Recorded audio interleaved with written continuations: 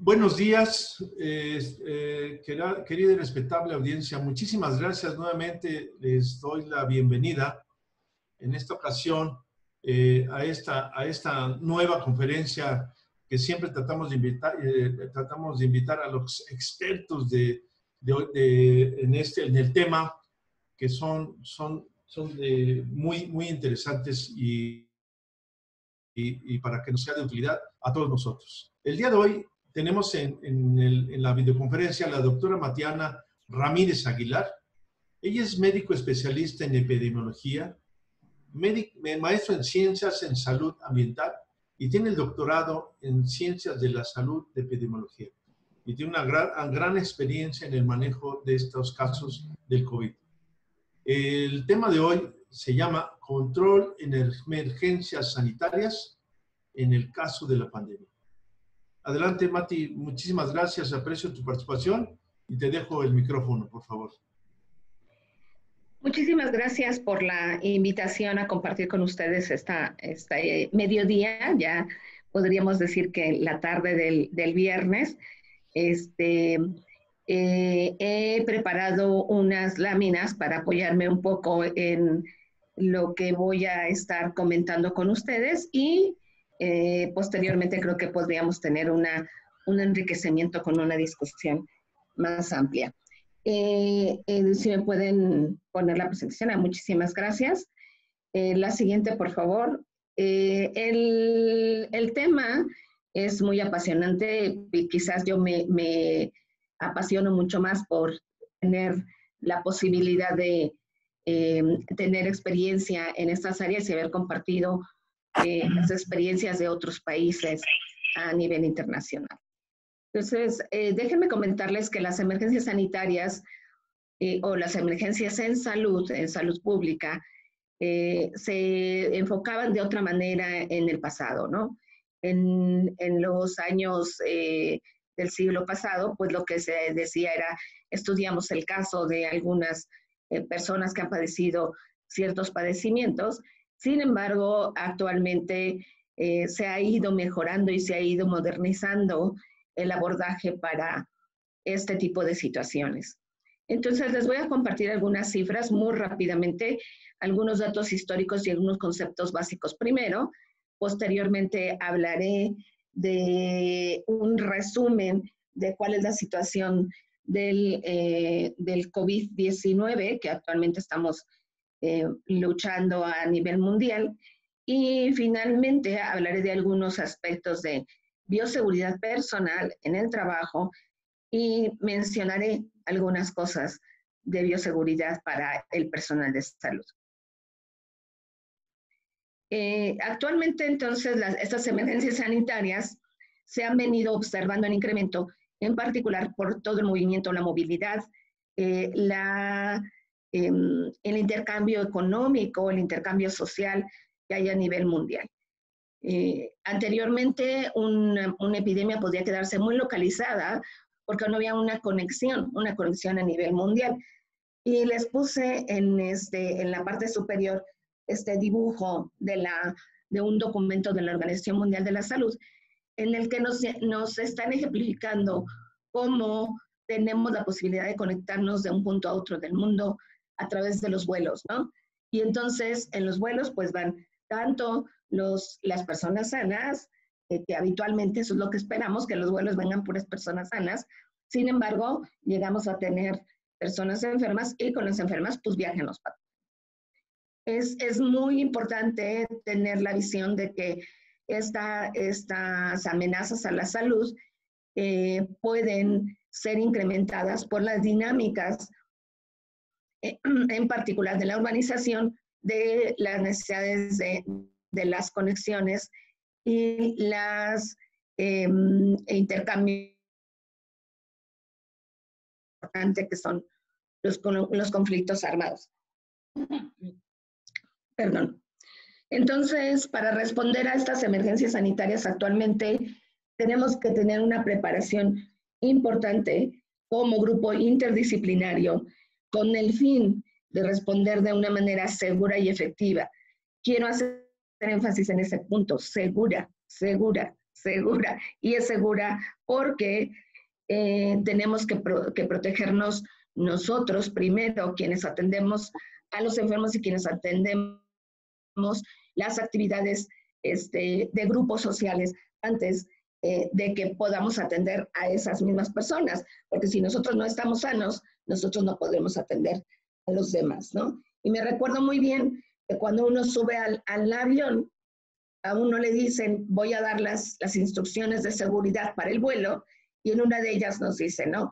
Si llega a haber falta de aire, va a caer una mascarilla en su asiento y se la tiene que colocar. Y al final dice, primero colóquese su mascarilla antes de ayudar al que está junto a usted o al niño que viene con usted. Eso quiere decir, primero hay que protegernos nosotros y después al que está cerca de nosotros, porque si nosotros no estamos bien, no vamos a poderlos hacer.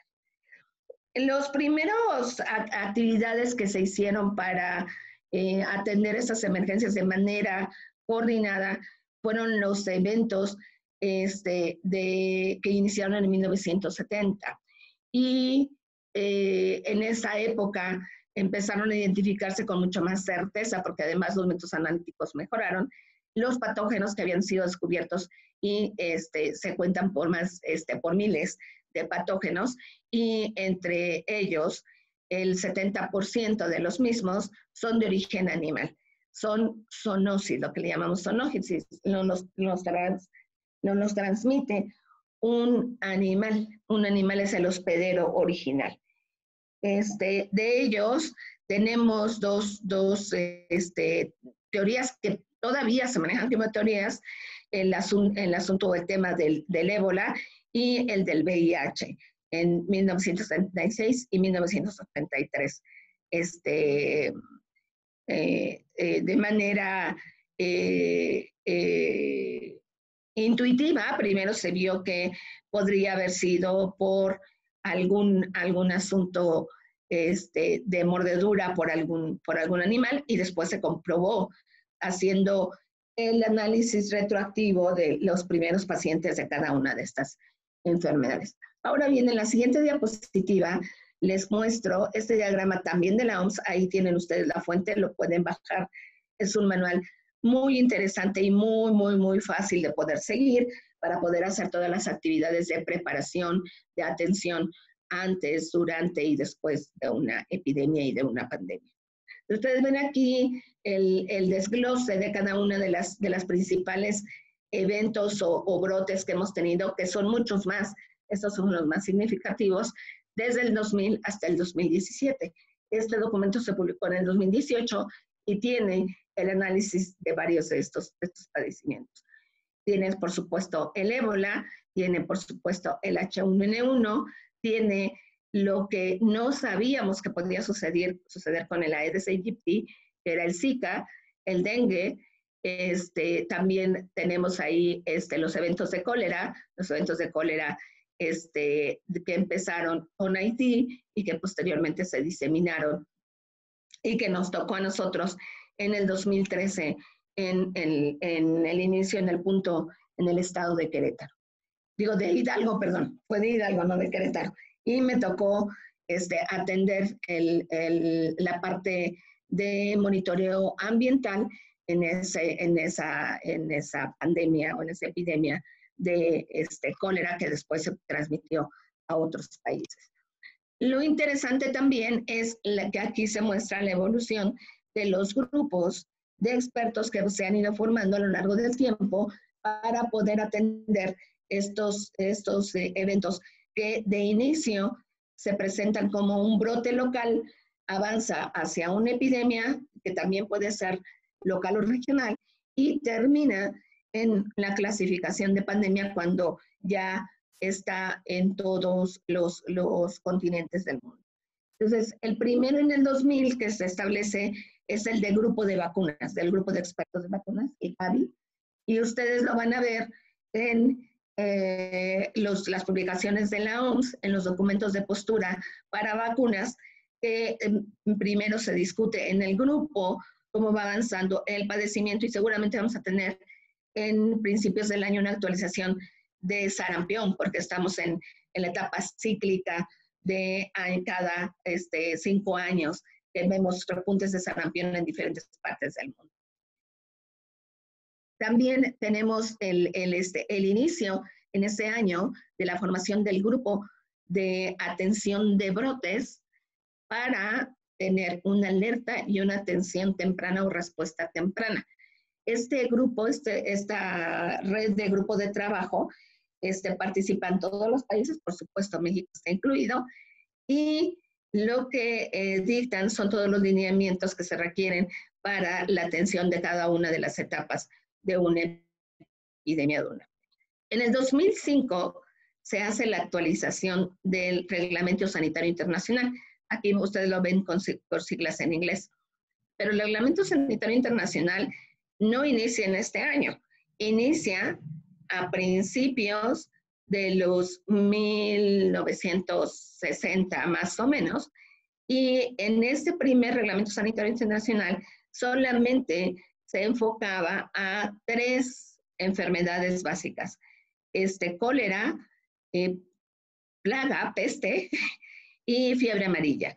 Actualmente con la revisión en el 2005 y la entrada en vigor en el 2007 del reglamento, se incluye a toda enfermedad que pueda representar una amenaza para nivel local, regional y mundial. Y con esto quiero decir que todos los países que somos miembros de la OMS tenemos que reportar cuando iniciamos a observar que hay un número incrementado de casos que pueden estar representando un peligro o una amenaza para todo el mundo. Y esto lo traigo a colación por la manera como vimos el actuar del país en el que se inició esta pandemia de COVID. En el 2017 hay una revisión del reglamento. Es una revisión además para actualización de las formas y formatos que se deben de utilizar para poder actuar de manera inmediata durante todos los periodos de las epidemias y de las pandemias. En la siguiente diapositiva les presento otro concepto que es muy interesante que van a empezar a estar escuchando ustedes, que es el concepto de una salud. Yo les puse aquí la traducción, pero van a utilizar, lo van a ver en los términos de la OMS como One Health. Y One Health quiere decir que vamos a tener una interrelación entre humanos, animales y el medio ambiente. Y que esos tendrían que estar saludables, cada uno de ellos, para poder llegar a tener una salud completa. Ahí entra el concepto de inocuidad de alimentos, de que tengamos verduras, vegetales, productos cárnicos, todos que sean de manera sana, que no utilicen antibióticos, etcétera. Todos esos aspectos que vamos a tener que tener disponibles para ingerirlos, para poder tener nuestra nutrición y nuestra salud. Y en medio ambiente, aquí lo quise traer además porque es muy importante ver el concepto de que no vivimos en una burbuja, vivimos en un medio ambiente y en diferentes medios ambientes. Vamos a escuchar también este concepto de multiambientes. Entonces está el ambiente escolar, que tiene una dinámica de movilidad, una dinámica de actividades específica, el ambiente del trabajo, que también tiene una dinámica específica, y dependiendo del rubro de trabajo o del giro industrial en el que estemos involucrados, vamos a tener diferentes actividades que realizar y que tenemos que resguardar nuestro lugar de trabajo. En México, por la legislación mexicana, quien debe de proveer todos los instrumentos, el ambiente específico para nuestro trabajo, es el empleador, es el jefe. Y tiene que cumplir con las regulaciones y lo que se está escrito en reglamentos, leyes y normativas de la Secretaría del Trabajo y de la Secretaría de Salud. Pero ojo, la responsabilidad, y lo dice la ley y lo establece la ley, de nuestra estación de trabajo, de nuestro lugar de trabajo y del cuidado para que se permanezcan en buena condición nuestros instrumentos de trabajo, somos los empleados, somos nosotros los trabajadores.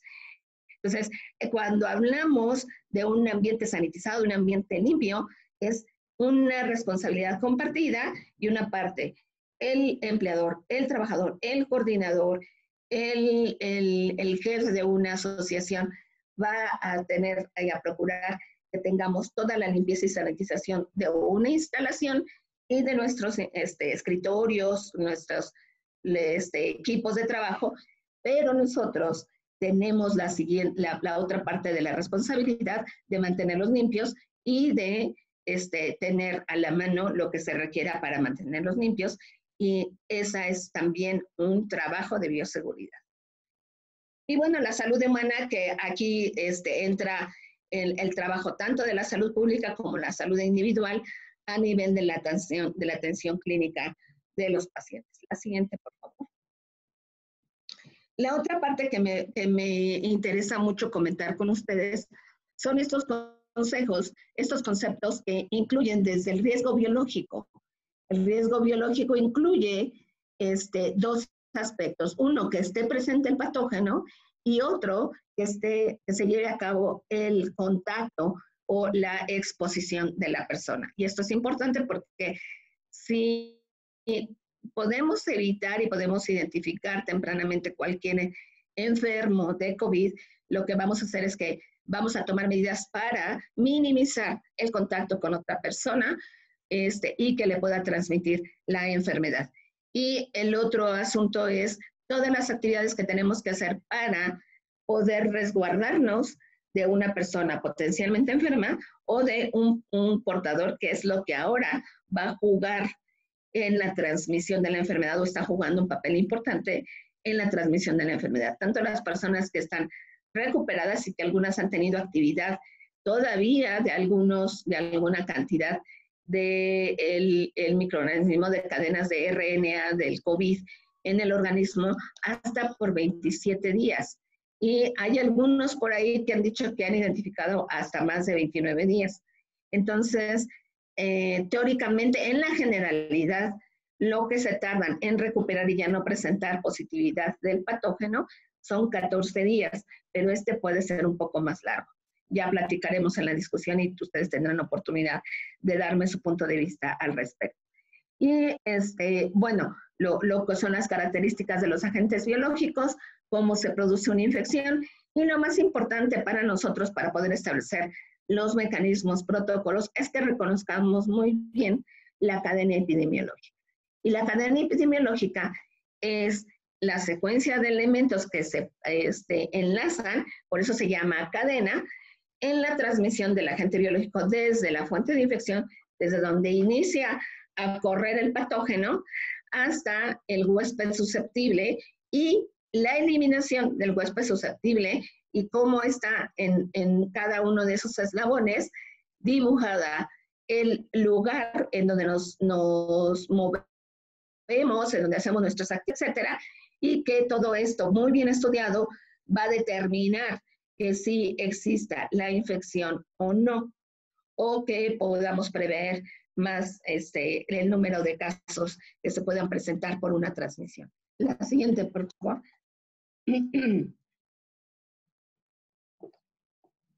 Aquí en 2 diapositivas, de manera resumida, les voy a poner los elementos, o le vamos a revisar los elementos de la cadena epidemiológica. Entonces, lo primero es que esté presente el microorganismo. Y al microorganismo le tenemos que estudiar la infectividad, la patogenicidad, la virulencia, el poder antigénico y la letalidad. Entonces, cuando hablamos de la tasa de letalidad, ojo, parte de la tasa de letalidad es la capacidad del patógeno de producir la muerte en el huésped. Y esa, si no tenemos la posibilidad de hacer tratamiento o de poder matar o quitar, eliminar al virus, no, la vamos a poder mejorar. Sin embargo, la letalidad, la tasa de letalidad no solamente se compone de este apartado, también se compone de la respuesta o de la capacidad que tengamos para dar respuesta por parte del médico tratante y de los servicios de salud. Entonces, una parte de la letalidad está dada por esta característica del microorganismo, y la otra parte, esta potencia del microorganismo para matar, y la otra parte por la calidad o la manera como tenemos de disponibilidad de los servicios de salud y de los profesionales de la salud.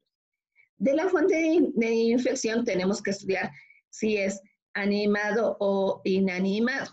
Entonces, la fuente de infección es en donde se deposita el patógeno para poder llegar al huésped susceptible. Entonces, puede ser el agua, el aire, etcétera, ¿no? Y el animado es todo lo que es inanimado, todo lo que son instrumental, etcétera. Ese es el mecanismo, la fuente de transmisión. Y el animado incluye a todos los animales, al ser humano o a algunos, ¿cómo se llama? Vectores, y también a la propia persona, si eliminando sus fluidos corporales o la sangre puede transmitirlo hacia otro huésped susceptible. El huésped susceptible es la persona que va a estar ahí con las características específicas y su nivel de respuesta inmune de cierta manera que va a ser posible que este patógeno a través de la transmisión llegue a él y se instala y produce la muerte. Ahí en un dibujo un poquito tenue lo que ustedes ven es a un paciente en una cama de hospital, un paciente de un padecimiento X que tiene la identificación con los puntos amarillos de los inóculos del patógeno que puede dejar en su ropa, en su cuerpo, en los instrumentos que se utilizan en el hospital, en la mesita de noche y en lo que se pueda utilizar para hacer el aseo, etcétera, del paciente. La cadena continúa en la siguiente diapositiva con el mecanismo de transmisión que trae a colación si es por un medio inanimado o animado. El directo es cuando el organismo pasa de la fuente de infección del individuo hacia el huésped susceptible y tiene lugar el contacto físico entre la fuente y el huésped que está recibiendo el inóculo para infectarse en algún momento. Y el indirecto es aquel que existe entre la fuente de infección y el huésped, pero que requieren algo para que lo lleven hacia el huésped susceptible. Y aquí entran lo que se llaman los fomites, que son la ropa del paciente, la ropa del médico que lo atiende, la ropa incluso de la persona que cuida al paciente que está aislado en su casa. También él puede ser una fomite y que puede llevar a su otra casa. Si es un cuidador externo a la familia, ¿no? Si no, entre la misma familia pueden seguir transmitiéndose. Luego tenemos la vía de salida, que es de dónde sale para transmitirse, que en el caso del COVID es la vía respiratoria al momento de hablar, de estornudar, de toser y todo, y por eso es la precaución de toser con un pañuelo y utilizar el codo para poder, ¿cómo se llama?, protegernos. Y la vía de entrada, que puede ser inhalatoria, conjuntival, dérmica, parenteral y digestiva. En el caso del COVID, toda es respiratoria. En la siguiente diapositiva, yo les traigo algunos datos ya de las fases de epidémicas y la respuesta de intervenciones. Nada más se las traigo para que ustedes conozcan que esto es lo que vemos habitualmente de comportamiento con una epidemia. Primero, hay una detección temprana, ¿cómo se llama?, con lo que nosotros identificamos de emergencia, que pueden ser casos inusuales de algún padecimiento y que eso es lo que nos va a dar una alerta para ver que estamos viendo de manera continua estos casos y que no nos explicamos cuál puede ser. Y entonces hay que empezar a hacer el trabajo de detección con el laboratorio. El laboratorio siempre es uno de los primeros que entra para poder identificar al patógeno. La siguiente fase es la transmisión local, que en este COVID lo vimos muy bien. Primero la transmisión de casos muy aislados que provinieron de alguno de los países que tenía transmisión y que pudieron tener la posibilidad de transmitirlo con nosotros. Después la transmisión y amplificación de la enfermedad y por último la reducción de la transmisión ahí, pues desafortunadamente hasta este momento nosotros como país estamos todavía un poquito alejados, como decía el doctor Felipe. La siguiente, por favor. Este es lo que actualmente tenemos hasta el día de ayer en la tarde. Ya tenemos más de 150 días con el COVID y más de 68 días que se declaró como pandemia, ya que esto se hizo por el director general de la OMS el 17 de marzo de este año. Y actualmente existen hasta el momento a nivel mundial más de 5 millones de casos confirmados. Es la suma de todo lo que ha pasado en los países y más de 300,000 defunciones. La siguiente, por favor. Estas son las características del virus. Yo nada más he resaltado lo más importante que ustedes deben de saber. Eso lo voy a pasar rápido. Esto es de una sesión muy larga de conocer bien toda la estructura del virus, pero es un coronavirus. Tiene estas espículas, por eso se le llama corona, porque parece una coronita, es un ARN, y lo que tiene este ARN es que tiene inestabilidad, y entonces se puede, modificar de manera más continua. Ha producido enfermedades muy leves, pero ha producido enfermedades graves, como el MERS y el SARS, que son parientes más o menos de este mismo virus. Todos pertenecen al género COV y son del tipo alfa, beta, delta y virus gamma. Y lo que tiene este virus es que tardaron un poquito en identificar toda la secuencia, porque los primeros casos estuvieron a finales de noviembre del 2019 en China, y nosotros empezamos a ver los casos de manera incrementada en Wuhan en diciembre, y hasta que pudieron tener una persona de las infectadas tomar su suero y poder identificar al patógeno y su secuencia, ya pudimos tener la manera de identificarlo por laboratorio. Lo que es importante señalar es que no existen hasta este momento ni medicamentos para el tratamiento específico ni vacunas, y se sabe que más o menos el 40%, aproximadamente el 40% de los casos experimentan una enfermedad leve. El otro 40% es una moderada, que puede llegar a tener neumonía, pero que no requiere hospitalización. El 15% aproximadamente son los que requieren, bueno, en realidad es el 20% los que requieren hospitalización, el 15% son los que logran pasar a la sobrevivencia, y el 5% son los que llegan a estado tan crítico que requieren ventilador y pueden llegar a morir. La siguiente, por favor. Este es el mecanismo de transmisión. Yo nada más lo traigo para que ustedes lo sepan.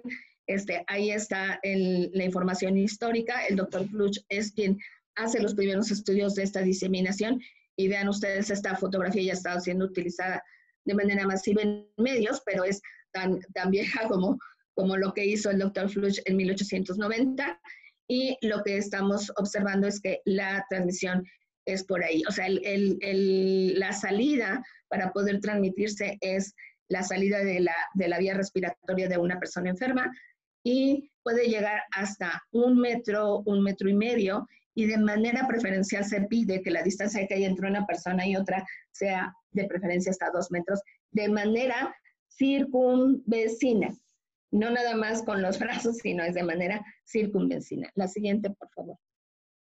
El otro aspecto importante para la transmisión es la persistencia de este tipo de virus. Este es el resultado de un estudio de un grupo alemán que estuvo estudiando qué estaba pasando con la persistencia, porque ellos conocimos a nivel mundial que ya había casos en diciembre del 2019. Entonces, ellos hicieron un análisis, un metaanálisis de varios estudios, y aquí están los días que puede permanecer el virus en diferente superficie, y que eso nos da una orientación a cada cuándo o con qué tanta frecuencia tenemos que estar, limpiando nuestra superficie. Lo que sí es que sabemos que puede persistir hasta 9 días y que puede disminuir de manera efectiva con una solución de hipoclorito de sodio al 0.1% y un sanitizante con base alcohol del 62 al 71%. Entonces, la recomendación es que sea más del 75% y algunos lugares lo están recomendando del 70%, pero para mayor seguridad yo finalmente recomiendo que sea más del 75%. La siguiente. Ahora les voy a mostrar rápidamente algunas diapositivas. Creo que ya voy un poco acelerada de tiempo, pero voy a tratar de hacerlo lo mejor posible. Esta es una diapositiva que yo elaboré, perdón, me faltó la fuente, pero la fuente es la información del mapa que yo les mostré. Y lo que construí aquí es el número de casos, el número de muertes y la tasa de letalidad. Lo interesante de ver aquí es que aunque hay países que han tenido muchos casos, la tasa de letalidad no es tan alta. Un ejemplo claro es Estados Unidos, que tiene más de 1 millón de casos y su tasa de letalidad es 5.91. Pero para preocuparnos mucho, Francia, que tiene menos de 100,000 casos, tiene una tasa de letalidad del 19.98%, el 20%. 2 de cada 10 enfermos se les están muriendo. ¿Hay alguna teoría? Se dice que el virus que está circulando en Europa tiene alguna mutación y que lo hace más virulento, que lo hace más letal. Pero eso todavía no lo sabemos, lo vamos a saber después porque ahorita no lo sabemos. La preocupación, por supuesto, es nuestro país. Y nuestro país tiene una tasa de letalidad alta de 11.1, 1 de cada 10. La siguiente, a nivel nacional, a nivel estatal ya es diferente. Entonces, lo primero que tenemos que saber es qué hay que hacer de protección y prevención. Prevención primaria, vacunas o evitar o quitar de tajo la fuente de infección. Ninguna de las dudas podemos hacer porque no hay vacunas y no hay ahorita manera de quitar la infección. Pero entonces lo que tenemos que hacer son acciones de protección, de bioseguridad. Y entonces son el lavado de manos, el evitar tener contacto con los enfermos, que los enfermos tosan en un pañuelo y lo desechen en un lugar en especial, que se utilice el codo para toser y estornudar, y que no nos toquemos la cara, los ojos, la boca, la nariz, y que desinfectemos nuestras superficies y aislemos a los enfermos. Y que tengamos un mantenimiento de bioseguridad para la entrada de la casa. Y la otra, los dos dibujos del equipo de bioseguridad que puse aquí, es para el personal de salud, no es para las personas en general. Nosotros en general podemos trabajar o protegernos de algunas otras maneras. La siguiente, por favor.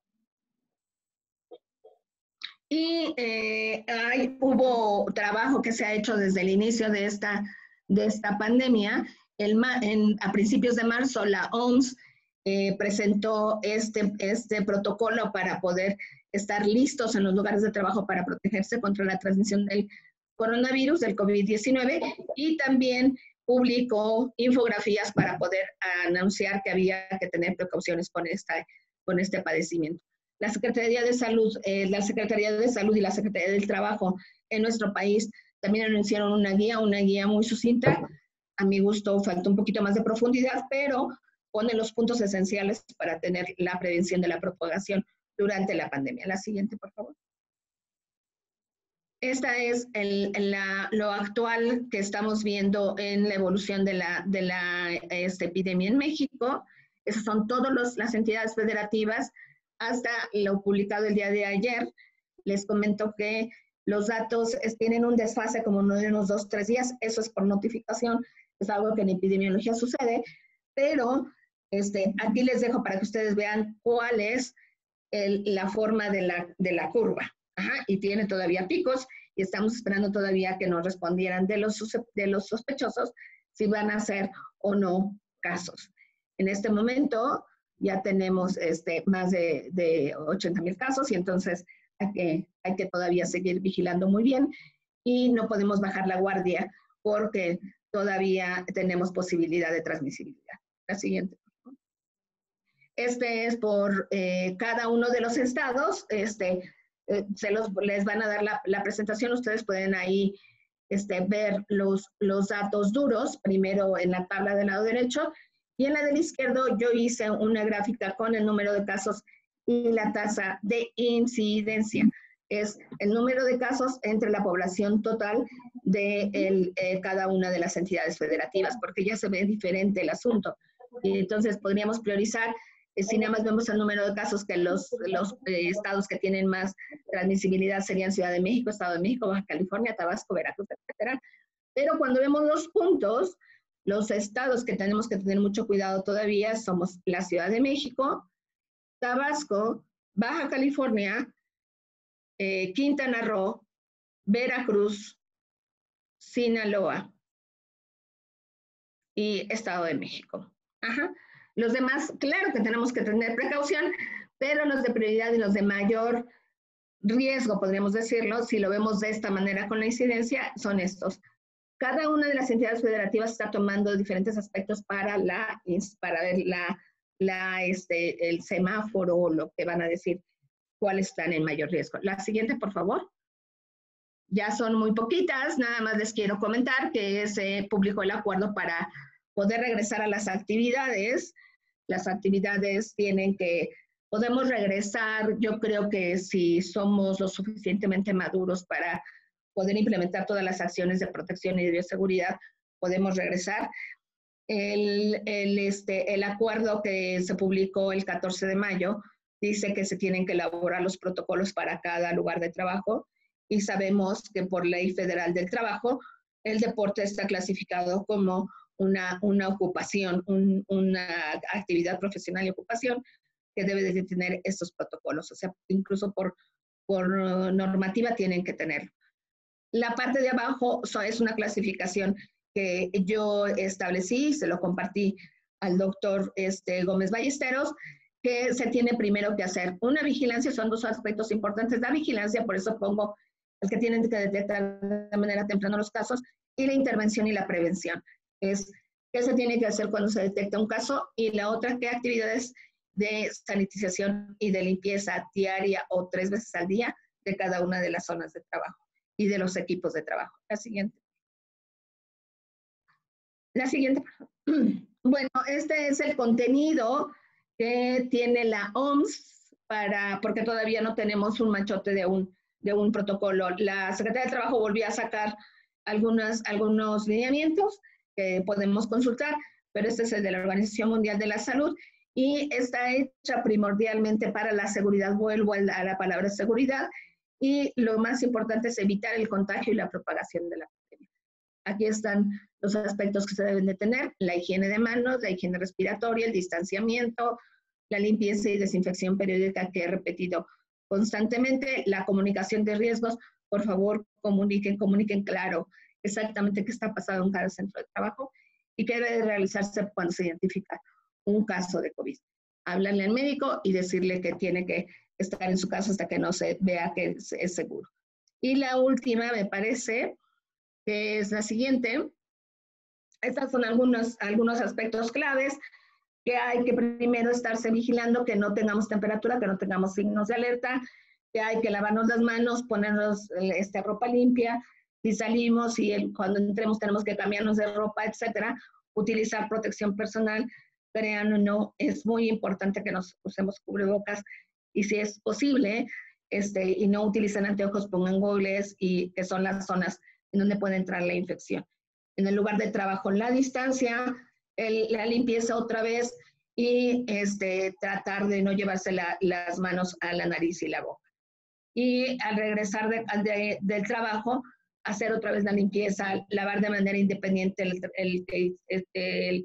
la ropa que utilizamos para el trabajo, y si es posible que la laven en el lugar de trabajo, es mucho mejor. Y creo que es todo. Estoy lista para sus preguntas. Ok, tenemos Adelante, Manuel, por favor. Varias preguntas. La primera nos pregunta el profesor Carlos Lezama: ¿cuáles son las indicaciones más significativas a considerar desde su perspectiva en el tema deportivo, tomando en cuenta dicho virus? Lo más importante es que, dependiendo del tipo de actividad deportiva que van a hacer, son las acciones que deben de tomarse. Como yo les decía, las dos partes más importantes son identificar tempranamente si alguien está enfermo. Sé que todavía hay mucha dificultad para pruebas rápidas, pero algunas personas ya lo están utilizando con los asegúnes de a lo mejor no tanta sensibilidad ni tanta especificidad, pero de cualquier manera es un indicador.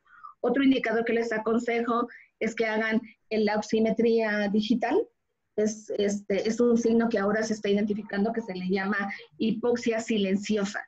Entonces, si pueden tener, o si cada una de las personas que va a hacer esa actividad deportiva puede tener su propio oxímetro, es maravilloso que todos los días se tomen su oximetría.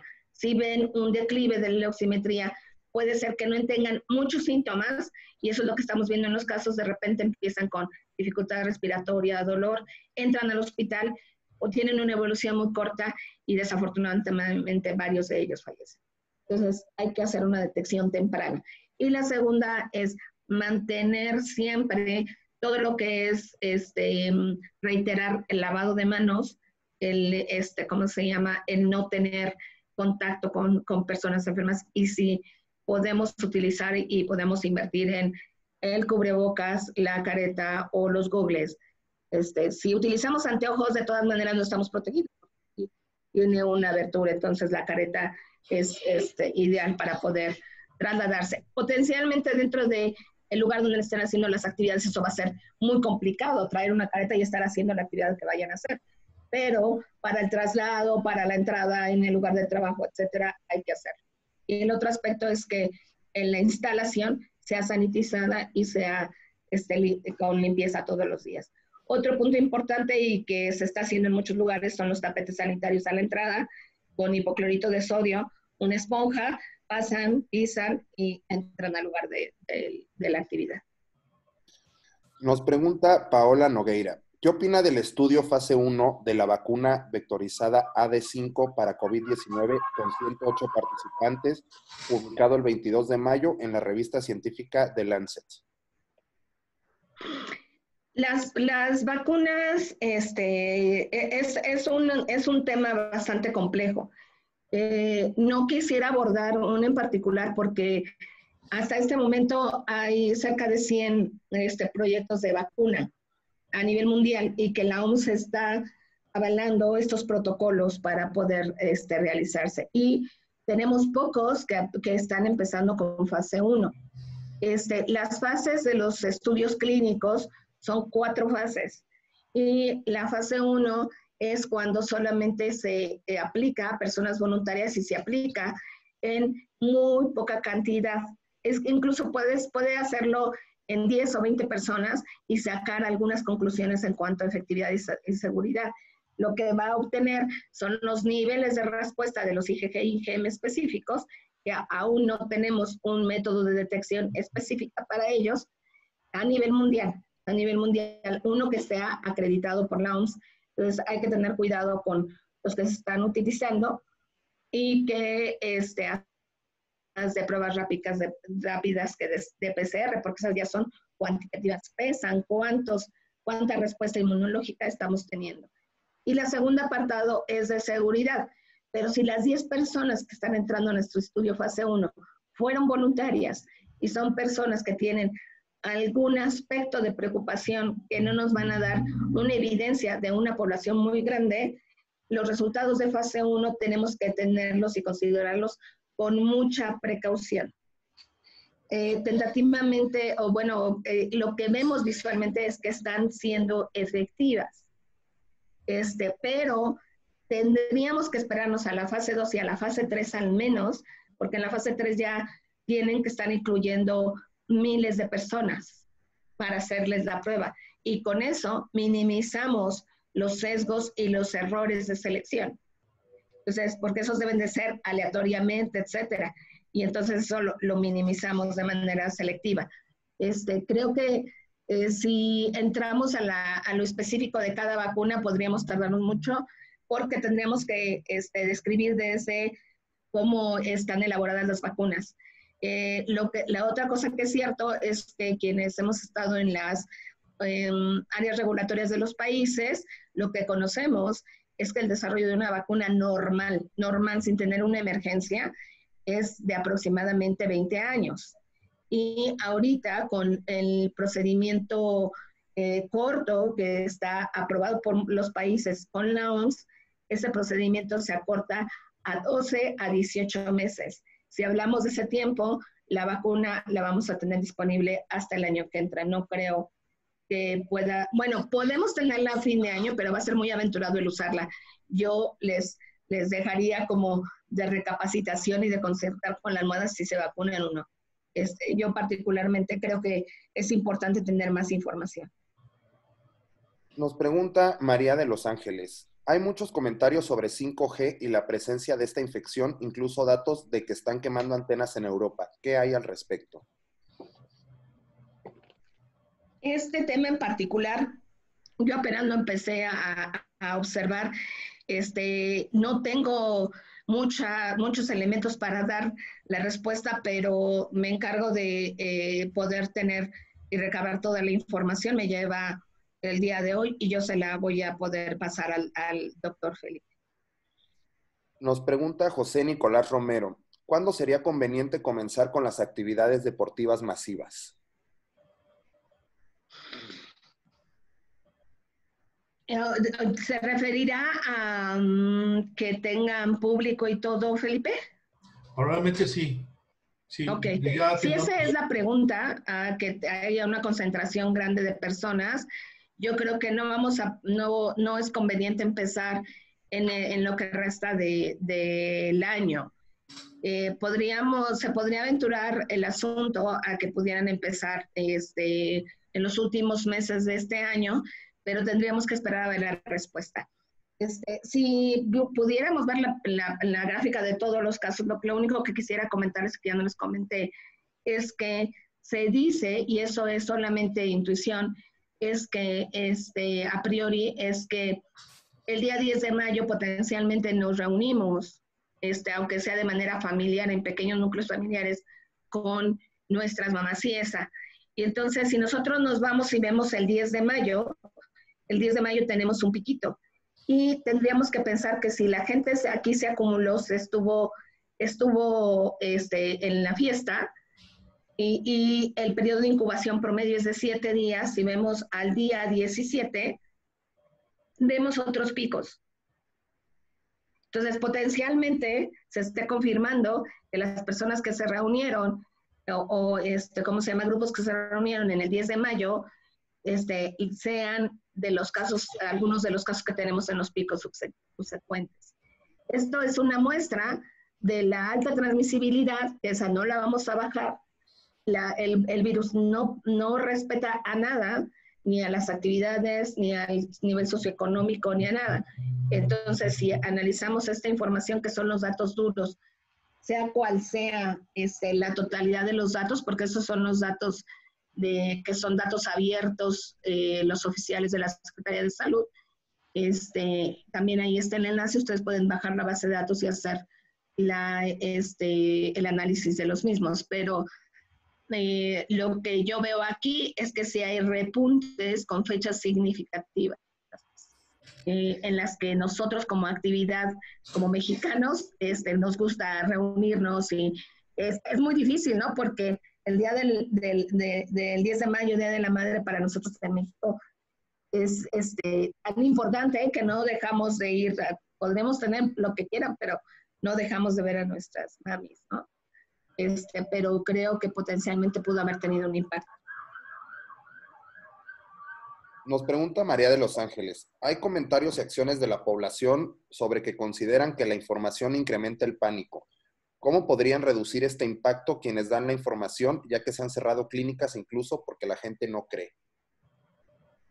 Yo creo que hemos tenido un problema de comunicación. Creo que si nosotros hablamos con la información que se puede comprobar, es decir, con los datos que existen, y dándoles la dimensión pertinente. Yo quiero también comentarles aquí otra cosa. Si nosotros hablamos de H1N1, la tasa de incidencia es de 35% más o menos. La tasa de incidencia en el COVID alrededor del mundo es más o menos 3%. Entonces, cuando vemos esa diferencia, tendríamos que preocuparnos como salubrista, como persona en salud pública.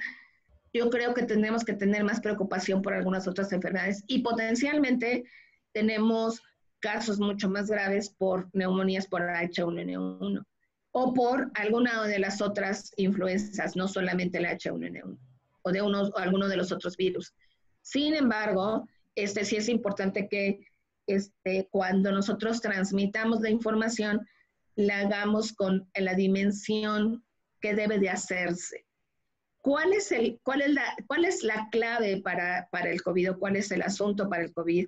Es que el problema es que la transmisibilidad es tan alta, que lo que hace es que nos produce casos al mismo tiempo. Y entonces, como nos produce casos al mismo tiempo, la preocupación y lo que estamos visualizando es que al mismo tiempo estamos teniendo al día en algunos hospitales 8 o 10 fallecimientos diarios por el COVID. Y esos desocupan las camas y se vuelven a ocupar con otros pacientes que requieren terapia intensiva y ventiladores, y entonces nos saturan los servicios de salud. Y entonces nos propicia un problema de atención médica. Ese es lo que hay que hacer, dar dimensión clara, con datos de qué es lo que puede pasar y por qué estamos enfocándonos a que eso debe ser. Ahora, si nosotros tuviéramos la posibilidad de que hiciéramos capacitación o informáramos muy bien al público de cuáles son las medidas de prevención que deben de hacerse de manera efectiva y probar que de manera efectiva se hacen, quizás podríamos mantener a la población más en calma. Nos pregunta Paola Nogueira, ¿qué opina de los modelos estadísticos creados para calcular el probable de muertes por un estudiante del Instituto Tecnológico de Massachusetts y da un número más exacto que los métodos estadísticos que ha utilizado aquí en México la Secretaría de Salud? Ok, los métodos matemáticos, ¿cómo se llama? No están tan alejados de los estadísticos, pero los matemáticos tienen a veces igual que los estadísticos, no incluyen algunos factores que son de actividad social o de comportamientos en poblaciones. Yo creo, y yo hice un cálculo muy temprano, yo creo que como principios de marzo, tomando en consideración solamente de manera lineal con lo que estaba pasando en China y lo que estaba pasando en Italia y en Francia, hice un promedio de lo que podríamos estar esperando por nuestra población basal actualmente en el país.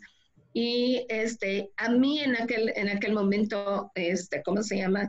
La cantidad que yo obtuve fueron casi de 95,000 casos, que es un poco acercado a lo del estudiante del MIT.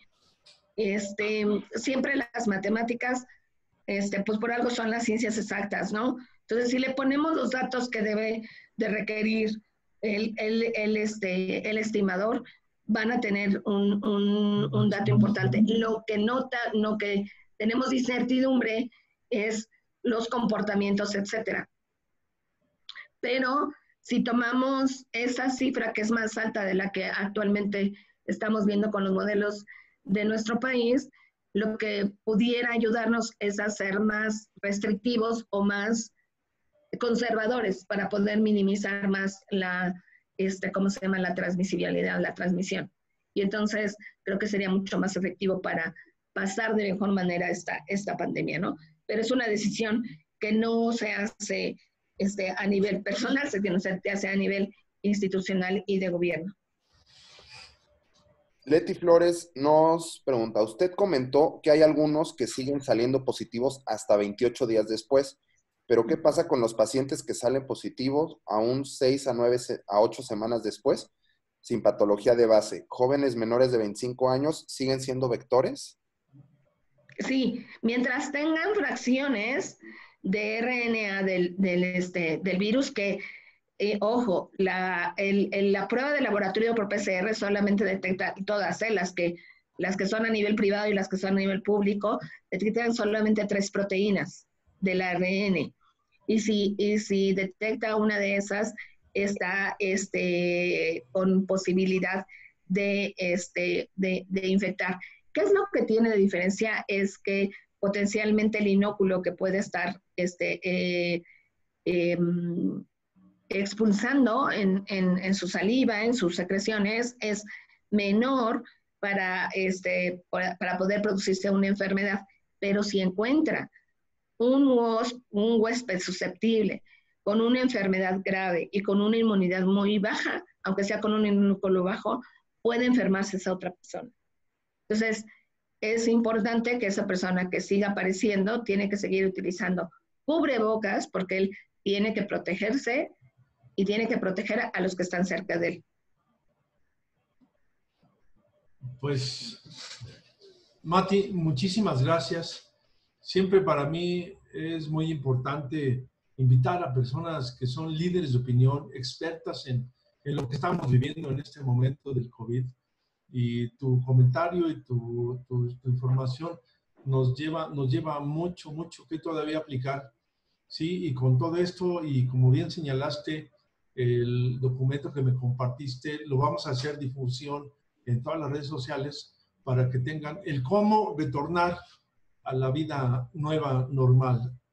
Aquí sí lo que es importante señalar es el que tenemos que mostrar un cambio de responsabilidad. Y en ese cambio de responsabilidad es siempre ser ajustados a las políticas gubernamentales de la Secretaría de Salud. Evitar el caos, evitar la mala desinformación y actuar con mucha responsabilidad para que nosotros mismos contendamos y detengamos esta infección. Mati, agradezco tu participación y ya tiene el webmaster tu correo para que todas las preguntas que nos hicieron llegar y que también nos le hicieron con su correo al final, te las vamos a enviar para que por favor nos las participes. Muchísimas gracias y pues una conferencia más con mucho éxito que nos deja mucho que recapacitar. Les agradezco su participación y muchísimas gracias a todos los compañeros que estuvieron presentes. Gracias. Muchísimas gracias. Hasta luego. Buena tarde. Gracias, Mati. Aprecio mucho tu participación.